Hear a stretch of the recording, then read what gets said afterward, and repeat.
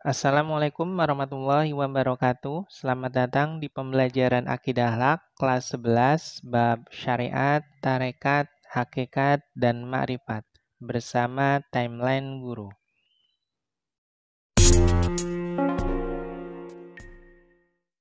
Untuk hari ini kita akan belajar mengenai salah satu kompetensi dasar, yakni kompetensi dasar 3.9, yaitu menganalisis dalil, kedudukan, dan fungsi syariat, tarekat, hakikat, dan ma'rifat dalam ajaran Islam. Adapun tujuan pembelajarannya, yang pertama, peserta didik diharapkan dapat mengidentifikasi dimensi ajaran Islam. Kedua, peserta didik diharapkan dapat mengidentifikasi dalil tentang syariat, tarekat, hakikat, dan ma'rifat dalam ajaran Islam. Dan yang ketiga, peserta didik diharapkan dapat mendeskripsikan kedudukan dan fungsi syariat, tarekat, hakikat, dan ma'rifat dalam ajaran Islam. Anak-anakku sekalian, ajaran Nabi Muhammad SAW memiliki 3 dimensi, yaitu Islam, iman, dan ihsan. Suatu ketika Rasulullah SAW sedang duduk-duduk bersama para sahabat. Kemudian tiba-tiba datang seorang laki-laki, kemudian dia duduk di hadapan Nabi SAW. Laki-laki tersebut menanyakan perihal Islam, iman, dan ihsan. Islam adalah engkau bersaksi bahwa tidak ada Tuhan selain Allah, dan bahwa Nabi Muhammad adalah utusan Allah. Engkau mendirikan sholat, menunaikan zakat, puasa Ramadan, dan pergi haji jika mampu. Iman adalah engkau beriman kepada Allah, malaikat-malaikatnya, kitab-kitabnya, rasul-rasulnya, dan hari akhir, dan engkau beriman kepada takdir yang baik maupun yang buruk. Ihsan adalah engkau beribadah kepada Allah seakan-akan engkau melihatnya. Jika engkau tidak melihatnya, maka dia melihat engkau. Nah, dari hadis riwayat Muslim tersebut dapat diketahui bahwa ajaran Nabi Muhammad SAW memiliki 3 dimensi, yaitu Islam, iman, dan ihsan. Dan pada perkembangan selanjutnya, dimensi Islam yang mengandung unsur syahadat, sholat, zakat, puasa, dan haji melahirkan ilmu syariat atau ilmu fikih. Adapun ilmu fikih berperan dalam membersihkan dan menyehatkan panca indera dan anggota tubuh. Istilah yang digunakan fikih untuk membersihkan dan menyehatkan panca indera dan anggota tubuh adalah toharoh atau bersuci. Karenanya fikih banyak berurusan dengan dimensi eksoterik atau lahiriah dari manusia. Kemudian dari dimensi iman yang mengandung unsur iman kepada Allah, para malaikatnya, kitab-kitabnya, para rasulnya, hari kiamat, dan iman kepada takdirnya melahirkan ilmu kalam atau filsafat Islam. Adapun ilmu kalam atau filsafat Islam berperan dalam menggerakkan, menyehatkan, dan meluruskan akal pikiran.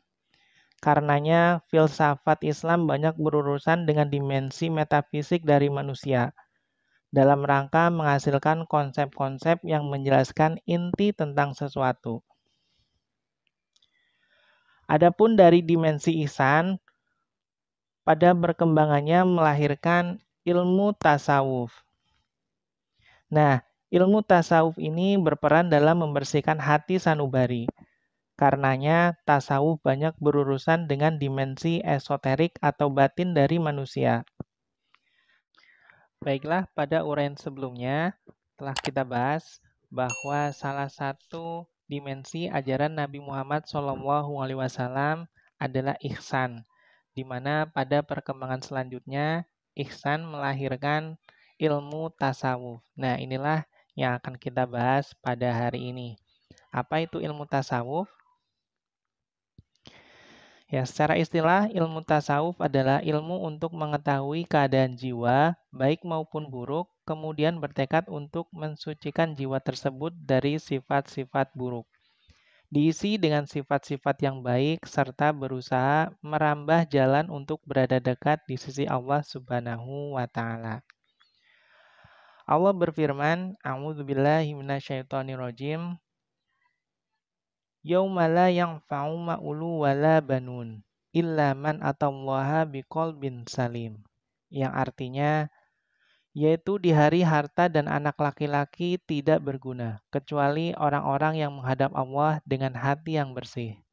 Quran surah As-Su'ara ayat 88 sampai 89.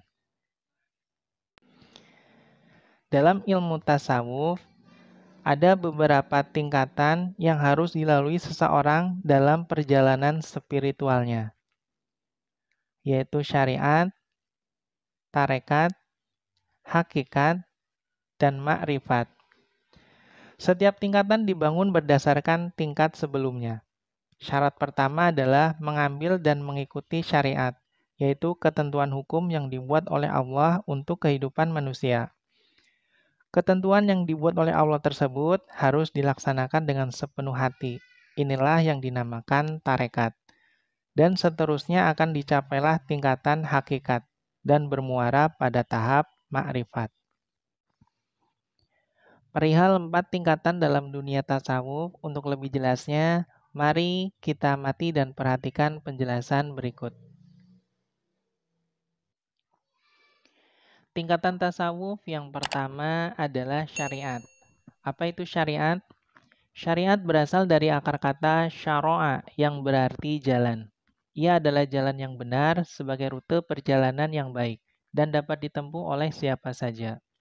Sedangkan secara istilah, syariat adalah ketentuan-ketentuan hukum yang dibuat oleh Allah untuk kehidupan manusia.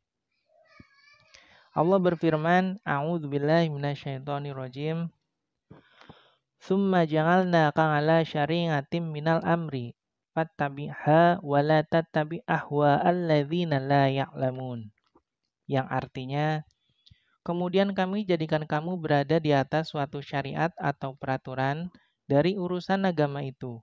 Maka ikutilah syariat itu dan janganlah kamu ikuti hawa nafsu orang-orang yang tidak mengetahui. Quran Surah Al-Jathiyah ayat 18. Dalam dunia tasawuf, syariat dijadikan sebagai dasar atau fondasi bagi tahap berikutnya, sehingga kedudukannya sangat penting. Sebagian besar sufi memahami syariat dalam pengertian yang luas, mencakup ilmu dan seluruh ajaran Islam. Syariat bukan hanya sekedar kumpulan kode atau peraturan yang mengatur tindak lahiriah, tetapi juga menjelaskan tentang keimanan, tauhid, ibadah, jihad, takwa, dan ihsan, serta menunjukkan bagaimana mewujudkan realitas tersebut. Syekh Ahmad Sirhindi mengemukakan, di dalam syariat terkandung 3 hal, yaitu pengetahuan atau ilmu, praktik atau amal, dan ikhlas. Artinya, meyakini kebenaran syariat dan melaksanakan perintah-perintahnya dengan tulus dan akhlak demi mendapatkan keridhaan ilahi. Dalam dunia tasawuf, para sufi menjauhi apa yang dilarang, melaksanakan apa yang diwajibkan, dan melaksanakan apa yang dianjurkan pula. Mereka percaya bahwa barang siapa yang mengabaikan dan menafikan syariat, maka itu adalah pelanggaran berat. Oleh karena itu, syariat memiliki beberapa fungsi, di antaranya yang pertama dapat melaksanakan ibadah dengan benar sesuai tuntunan syariat. Kedua, dapat memperbaiki zahir atau anggota badan, yaitu dengan menjauhi larangan Allah Subhanahu wa Ta'ala dan mengikuti perintahnya. Adapun tingkatan kedua dalam dunia tasawuf adalah tarekat. Apa itu tarekat? Secara bahasa, tarekat berasal dari bahasa Arab, yaitu thoriqoh, yang berarti jalan atau metode atau aliran. Sedangkan menurut istilah, tarekat adalah metode yang harus ditempuh seorang sufi dengan aturan-aturan tertentu agar berada sedekat mungkin dengan Allah Subhanahu wa Ta'ala. Dalam dunia tasawuf, metode yang digunakan para sufi untuk mendekatkan diri kepada Allah berbeda-beda. Sebagian mereka melalui cara selalu dalam keadaan zikir kepada Allah, selalu melatih diri, selalu bersungguh-sungguh untuk membersihkan hati dan sifat-sifat tercela dan hawa nafsu. Sebagian yang lain melalui 7 metode, yaitu memperingati diri, mengawasi diri, introspeksi diri, menghukum diri, kesungguhan lahir batin, menyesali diri, dan pembukaan hijab atau mukasyafah. Bersamaan dengan itu, mereka akan melewati tingkatan-tingkatan atau makomat antara lain taubat, sabar, ridho, zuhud, mahabbah, dan ma'rifat. Allah Subhanahu wa Ta'ala berfirman yang artinya, dan bahwasanya jikalau mereka tetap berjalan lurus di atas jalan itu atau agama Islam, benar-benar kami akan memberi minum kepada mereka air yang segar atau rezeki yang banyak. Quran Surah Al-Jin ayat 16. Dalam dunia tasawuf, tarekat merupakan tahapan kedua yang harus dilalui setelah syariat. Tarekat yang ditempuh oleh para sufi ini berupa ibadah zikir yang berasal dari praktik Nabi Muhammad SAW, yang kemudian diamalkan oleh Khulafaur Rasyidin, tabi'in, tabi'i at-tabi'in, dan seterusnya sampai kepada syekh atau mursyid secara sambung menyambung sampai sekarang. Adapun tarekat memiliki beberapa fungsi, yaitu diantaranya memperkuat keyakinan terhadap syariat, meyakini kebenarannya, mematuhi ajaran-ajarannya dengan senang dan spontan, mengikis kemalasan dan meniadakan pertentangan atas hawa nafsu. Yang kedua, tarekat berfungsi untuk memperbaiki hati, yaitu dengan menjauhi sifat-sifat tercela dan menghiasinya dengan sifat-sifat terpuji. Tingkatan ketiga dalam dunia tasawuf adalah hakikat. Apa itu hakikat? Secara bahasa, hakikat berarti kebenaran atau kenyataan yang sebenarnya. Dalam kepustakaan sufi, hakikat berarti persepsi atas realitas menurut pengetahuan mistik. Hakikat juga dapat diartikan sebagai kebenaran, yaitu makna terdalam dari praktik dan petunjuk yang ada pada syariat dan tarekat. Syariat ibarat ilmu tentang obat, tarekat adalah pengobatan, dan hakikat adalah kesehatan. Dalam pengertian seperti ini, hakikat dapat diartikan sebagai kebenaran yang esensial. Allah Subhanahu wa Ta'ala berfirman, A'udzubillahi minasyaitonirrajim. Inna hadza lahuwa haqqul yakin. Fasabbih bismi rabbikal azim. Yang artinya, sesungguhnya yang disebutkan ini adalah suatu keyakinan yang benar. Maka bertasbihlah dengan menyebut nama Rabb-Mu yang maha besar. Quran Surah Al-Waqiah ayat 95-96.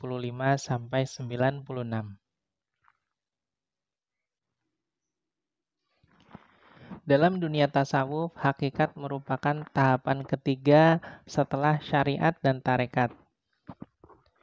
Seorang ahli hakikat adalah orang yang melaksanakan ibadah semata-mata karena mengikuti perintahnya dengan ikhlas, disertai dengan rasa khauf atau takut atau gentar, roja atau harap, dan mahabbah atau cinta. Oleh karena itu, hakikat memiliki fungsi utama yaitu memperbaiki ruh dengan menghinakannya dan menundukkannya sehingga menjadi terdidik adab, tawadu, dan berbudi. Adapun tingkatan yang keempat dan merupakan tingkatan tertinggi dalam dunia tasawuf adalah makrifat. Apa itu makrifat? Dari segi bahasa, makrifat berarti pengetahuan atau pengalaman. Sedangkan dalam istilah sufi, makrifat diartikan sebagai kearifan yang dalam akan kebenaran spiritual. Beberapa sufi mengartikan sebagai perkembangan pengetahuan tentang Allah dalam kesadaran seseorang, yang berarti naiknya diri seseorang ke titik yang merealisasikan kemanusiaannya dengan semua dimensi dan nilai intrinsiknya. Makrifat adalah cahaya yang dipancarkan kepada hati siapa saja yang dikehendakinya. Ini merupakan pengetahuan hakiki yang datang melalui penyingkapan dan penyaksian. Pengetahuan ini berasal dari Allah Subhanahu wa Ta'ala. Sebagaimana Allah berfirman yang artinya cahaya di atas cahaya, Allah membimbing kepada cahayanya siapa yang Dia kehendaki. Quran Surah An-Nur ayat 35. Baiklah anak-anakku sekalian, makrifat merupakan tahapan terakhir atau tertinggi dalam ilmu tasawuf. Proses sampainya pada tahap ini erat kaitannya dengan konsep taholi, tahali, dan tajali.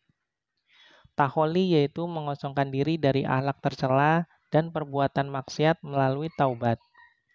Hal ini dilanjutkan dengan tahali, yaitu menghiasi diri dengan akhlak mulia dan amal ibadah. Sedangkan tajali adalah terbukanya hijab sehingga tampak jelas cahaya Tuhan. Oleh karena itu, seseorang yang sudah sampai pada tahap makrifat akan mendapatkan pemahaman yang utuh tentang Tuhan, baik asma, sifat, maupun af'alnya. Nah, anak-anakku sekalian, mudah-mudahan materi hari ini dapat menambah hasanah keilmuan kalian terkait materi syariat, tarekat, hakikat, dan makrifat. Nah, sekian. Syukron kasiron. Semoga bermanfaat. Wassalamualaikum warahmatullahi wabarakatuh.